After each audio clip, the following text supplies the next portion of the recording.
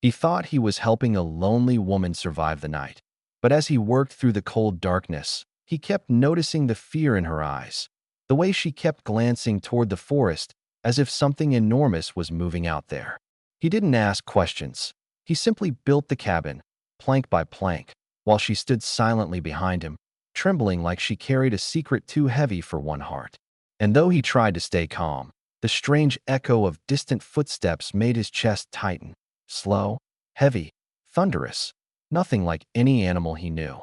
Still, he stayed beside her, guarding the tiny cabin until dawn. But when the sun finally rose and he opened the door, his breath stopped. 3 giant Apache warriors stood towering before him, their shadows swallowing the ground, their eyes fixed on him with a mix of judgment and gratitude. Then the tallest one spoke a single word that changed everything. Son-in-law. The story begins with a quiet rancher who rides through the cold mountain trail, hoping only for a peaceful journey, but fate has other plans for him. As he reaches a narrow bend beside the riverbank, he notices a lone Apache woman sitting on the wet stones, shivering so hard it looks like her bones might break. Her clothes are torn, her eyes full of exhaustion and fear, and she keeps glancing over her shoulder as though someone dangerous is following her. For a moment he hesitates, knowing that helping strangers in the wilderness can bring trouble. Yet something in her trembling hands and silent tears forces his heart to move before his mind does. He dismounts, wraps his coat around her, and asks for nothing in return. She doesn't speak, but the way she clings to the warmth tells him she has faced something terrible. He doesn't know it yet, but saving her will change his destiny forever. He leads her gently through the freezing dusk, the weight of her fear pressing against his mind as he searches for a safe place. And without wasting a moment, he gathers fallen branches and rough planks from an abandoned shed nearby, his numb hands working faster than his thoughts because every second she stands in the open feels dangerous. She watches him in complete silence, her eyes following every movement as if she expects something in the dark to come rushing toward them. And though she tries to hide it, he can see her shoulders shake not just from cold, but from a terror she carries like a shadow. He forces himself not to ask questions, knowing the truth will come when she is ready. So he keeps building, fitting each plank into place while the wind whistles through the trees with an unsettling tone that feels almost like a warning. The forest has grown too quiet, the kind of silence that makes a man imagine eyes staring from behind every trunk. Yet he refuses to stop because the helpless way she holds his coat tightly against her chest tells him she has no one else in this world to trust. As darkness thickens, the small cabin finally stands strong enough to shelter her, though its rough edges and uneven boards show how desperately he worked to finish before night fully swallowed the valley. He guides her inside, lighting a tiny lantern that paints trembling shadows across the walls. And for a moment he thinks she might speak, but instead she steps back and listens to the wind like she expects a familiar voice mixed within it. He notices the marks on her wrists, faint but painful to look at, as if someone had tied her with cruel intentions, and he feels anger rising inside him, a protective fire he didn't know he still carried. She sits in the corner, pulling her knees close, her breathing soft but heavy, and he senses she has been running for far longer than he can imagine, chased not only by danger, but by memories that still cling to her skin. He tries to reassure her with a calm tone, telling her she is safe now, but the way she lowers her gaze makes him wonder if safety is something she no longer believes exists. The lantern flickers, the shadows shift, and he suddenly feels the ground vibrate with a dull tremor, so faint he almost doubts it. Yet her reaction is immediate. Her head snaps toward the door, her eyes widening, as if she recognizes the rhythm of those distant echoes. He steps closer, listening, and hears a slow thud followed by another, far too heavy for a deer or bear, a sound that moves through the earth more than the air. She whispers nothing, but the fear on her face tells him those footsteps belong to whatever she has been running from. And though he does not understand what kind of force could shake the soil like that, he silently positions himself near the entrance, ready to protect her with nothing but determination and the hope that he is strong enough to face what approaches through the darkness. The night fell heavy around the small cabin, wrapping everything in a thick, suffocating silence. But the rancher could not sleep. His mind raced with unease as the shadows in the corners seemed to stretch and move with their own life. And then he heard it. First a soft thud, then another, each one heavier than any human footfall he had ever known, echoing through the trees and vibrating the ground beneath him. And instantly his body tensed, muscles coiled for whatever might emerge from the darkness. The woman sat upright near the corner, her eyes wide and fixed on the door, unblinking and full of terror, her fingers gripping the edges of her shawl as though it could somehow shield her from what was approaching. And the rancher realized that whatever she had fled from in the past had found its way to her once more. Each thump of those enormous footsteps made the cabin shiver, and the wind outside seemed to whisper warnings, carrying faint, unidentifiable sounds, cracks of branches, the low murmur of something breathing, that made his skin prickle. He strained to see through the small window, but darkness swallowed the forest whole, leaving him to imagine monsters larger than any man, shadows that could bend trees, and the weight of ancient anger that seemed to press down on the roof. The woman murmured nothing, only pressed her back to the wall, trembling from fear, but also from something deeper, a pain that ran through her soul like a frozen river, and he realized she had faced horrors that could crush any heart, horrors that she had survived alone until he appeared. The cabin felt both sanctuary and trap, the walls offering fragile protection while the world outside seemed alive with menace, and he could not tell if the footsteps belonged to men, giants, or something beyond understanding. Every creak of the cabin floor, every whistle of the wind through the cracks, made him flinch, yet he refused to abandon her gaze, refusing to let fear paralyze him, and he silently whispered reassurances that felt hollow even to his own ears. He thought of all the times he had faced danger on the trail and knew this was unlike anything before, a presence so enormous that courage alone might not be enough. And yet he steeled himself, remembering that the woman's life rested on his ability to hold the line, to be a shield against the unseen terror. Hours passed, measured only by the relentless steps outside, and in that endless darkness, he felt the weight of destiny pressing down, a knowledge that this night would define everything to come, that one wrong move could cost more than life itself. And still he stayed vigilant, his heart pounding, eyes scanning, mind calculating every shadow, every whisper, because he knew that some forces demanded more than strength. They demanded a bravery born of compassion, and he had vowed to protect her, no matter the cost, even if it meant facing the unimaginable alone. And as the first hints of moonlight bled through the trees, the steps paused, leaving the cabin in a tense, brittle silence that made every heartbeat deafening. And he realized that whatever came next would reveal not only the truth of her past, but the measure of his courage in ways neither of them could have imagined. As the first pale fingers of dawn crept across the horizon, the rancher's eyes, heavy with the strain of the long night, slowly adjusted to the soft light filtering through the cabin's small window. And when he stepped cautiously toward the door, he froze, his breath catching in his throat because standing there, framed by the golden glow of morning, were three massive figures, each one taller and broader than any man he had ever imagined, their bodies radiating raw strength and disciplined power, their eyes sharp and unreadable beneath the shadow of their long, dark hair. And for a moment the world seemed to stop as he took in the sight of them, their presence both terrifying and strangely commanding, the kind of presence that made the earth beneath his feet feel small and fragile. The woman behind him took a hesitant step forward, her gaze flicking between him and the giants, and he noticed the way her hands twitched at her sides, a mixture of relief and apprehension rippling across her features, as if these warriors carried the weight of her past and the promise of her safety all at once. He swallowed hard, trying to find words, but the enormity of the moment robbed him of speech. Each giant's expression was unreadable, stern but not hostile, and yet the intensity of their gaze made his muscles tense involuntarily, like a wire stretched to its breaking point.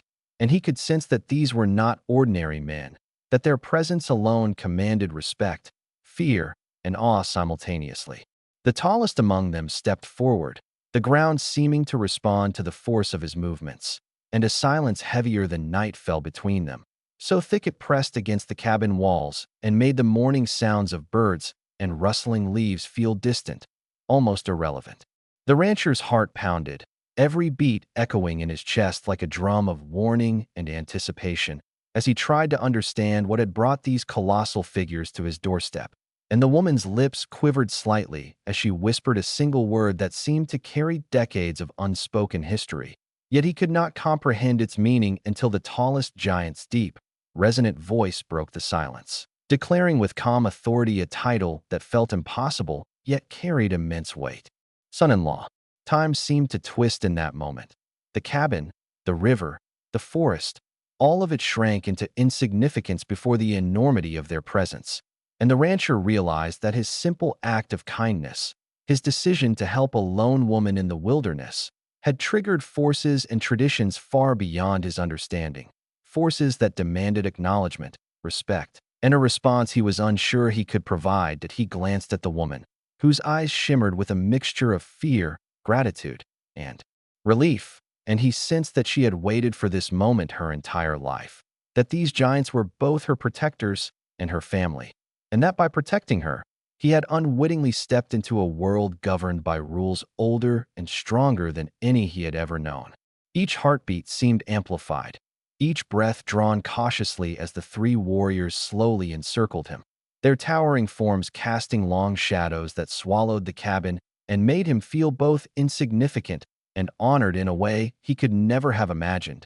And he understood, with a clarity that cut through all confusion and fear, that this sunrise was not just the beginning of a new day, but the moment his life had irrevocably changed, that everything he had done, every act of courage and compassion, had led him to this confrontation with destiny itself, a confrontation that demanded courage, humility, and a willingness to accept that some bonds were formed not by choice, but by fate. And as he stood frozen between the woman and the giants, the morning light painting the forest in gold, he felt an overwhelming mixture of awe, fear, and profound respect, knowing that the events of this day would define him forever, shaping his future in ways he could neither predict nor escape, and that the path forward would demand a heart as strong as the ones now standing before him. Before he can even find his voice, the largest giant bows slightly, the motion deliberate and filled with a solemn dignity that immediately silences every racing thought in the rancher's mind. And then the deep, resonant voice cuts through the morning air with a weight that feels as old as the mountains themselves. You protected our sister. In our tribe, any man who saves her becomes family. From today, you are our son-in-law. The words hang in the air, heavy, incomprehensibly, as if the universe itself has shifted in that single declaration, and the rancher feels every muscle in his body freeze under the sheer enormity of what has just been said. His mouth opens, closes, and opens again, but no sound comes out, and for a long moment he cannot even process whether he should feel honored, terrified, or utterly confused. The woman steps slightly forward, her eyes glistening with emotion, a mixture of relief, pride, and sorrow, and he notices the faintest quiver on her lips as she silently acknowledges the truth of her brother's words, the way her hands instinctively brush against the edge of the cabin wall as if grounding herself in reality. Around him, the other two giants shift their weight, their expressions unreadable yet commanding, and he feels a pulse of something ancient and powerful flowing through the clearing, a force that recognizes deeds of courage and loyalty far beyond the reckoning of ordinary men. Every instinct in his body screams caution, but his heart tightens with a strange warmth, a realization that in one moment, an act of simple kindness has bound him to a fate larger than he could have imagined, and the enormity of responsibility presses down on him, almost crushing in its intensity. He recalls the long night of fear and whispered threats in the forest, the way the woman had clung to him in silence, and now all those moments converge into this single, unyielding truth. His life has changed forever, and there is no turning back. The sunlight glints off the edges of the giant's armor and ornaments, highlighting muscles and scars that tell stories of battles fought and survived. And he realizes that these are not merely men, but living embodiments of honor, tradition, and the unbreakable bonds of family that stretch across generations. The cabin seems smaller, fragile, yet sanctified in the presence of such strength, and he feels the weight of eyes upon him. Eyes that measure not only courage but integrity, compassion, and the capacity to protect what is precious. Questions flood his mind. How will he live up to this title? How can he ever repay the trust and honor bestowed upon him? But before he can speak, the tallest giant places a hand on his shoulder, firm yet gentle, a silent reassurance that the path will be revealed, that the bond is not only a duty but a sacred trust. And in that gesture, the rancher feels a strange calm washing over the storm of his emotions, a certainty that though the world he knew is gone, he stands now at the threshold of something profound, unshakable, and eternal. The forest holds its breath.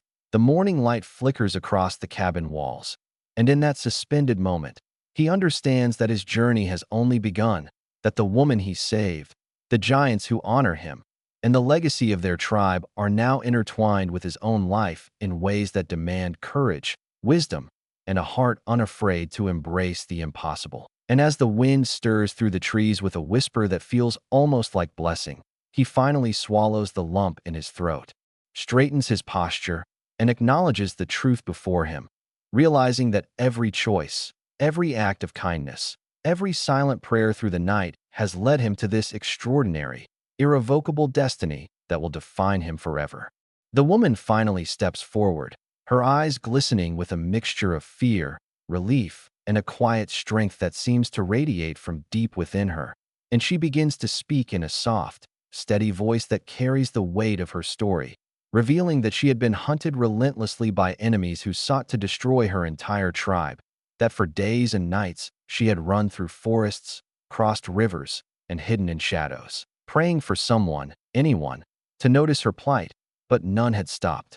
None had offered help, until he appeared, a stranger whose heart acted faster than caution and whose hands built not just a shelter, but a lifeline in the darkness of her despair. And as she recounts the peril she faced, the rancher feels the icy tendrils of fear from the previous night returning, but this time mingled with awe, realizing that his simple act of kindness had done more than save a life. It had honored an ancient, sacred tradition, one that dictates that any man who protects a member of their tribe becomes a guardian of their family and heritage. And in that realization, he sees the profound meaning behind the title son-in-law, understanding that it is not given lightly, but earned through courage, empathy, and unwavering resolve.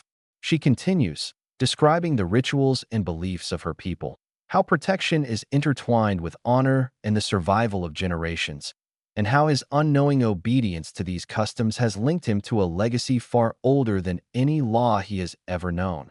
That by simply building the cabin and refusing to abandon her, he has fulfilled a role that transforms him from an outsider into a vital part of their community, carrying responsibilities and respect that he must now embrace. And as he listens, he begins to grasp the magnitude of what has transpired, that the giant's presence, their solemn bowing, and their unwavering gaze were not merely intimidation or ceremonial show, but a reflection of deep cultural reverence, a recognition of his actions and the courage they required. She pauses, her voice trembling slightly as she admits the fear she has carried alone, the loneliness that threatened to break her, and how his steadfast determination to help her, even without understanding the danger, gave her hope when hope had all but vanished. And in that moment, he realizes that every plank he nailed, every careful movement in the cold night, every whispered reassurance was a bridge between her survival and the honor now bestowed upon him, that his compassion has altered the course of lives far beyond his own, binding him to a community, a tradition, and a destiny he never imagined. The rancher swallows hard, his mind racing with the enormity of the truth, feeling awe, humility, and a flicker of fear as he contemplates the road ahead, knowing that to honor this bond, he must be courageous in ways he has never been, selfless in every choice, and vigilant against the threats that still linger in the shadows. And as the woman looks at him with quiet gratitude, the morning light illuminating her determined yet vulnerable expression, he senses that this revelation has changed not only how he views her and the giants, but also himself, that his understanding of bravery, duty, and human connection has expanded, and that from this moment forward, his life, intertwined with theirs, will carry purpose, honor, and the heavy, sacred responsibility of protecting those who depend on him. And he knows deep in his heart that every decision from now on must reflect the trust and tradition he has been called to uphold, a trust born from kindness, courage, and the unexpected. Destiny that has found him in the wilderness, forever altering the path he thought he knew. The giants close in around him, their immense forms no longer threatening but protective, their eyes filled with respect and a solemn promise of loyalty. And in that moment, the rancher feels a weight unlike any he has known, the gravity of a life forever altered by courage, compassion, and a single choice to act without hesitation.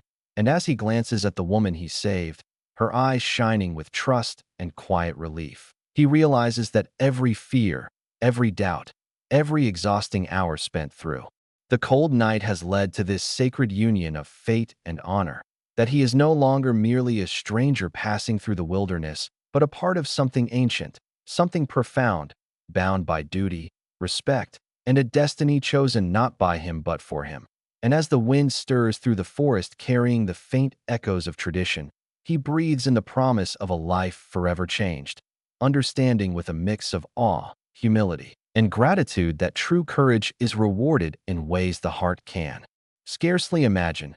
And in that silent, breathtaking dawn, he finally accepts that destiny often arrives when least expected, and that the path ahead, though unknown, is a journey he is now ready to embrace with all his heart, forever marked by honor, love, and the extraordinary legacy of the giants who now call him family.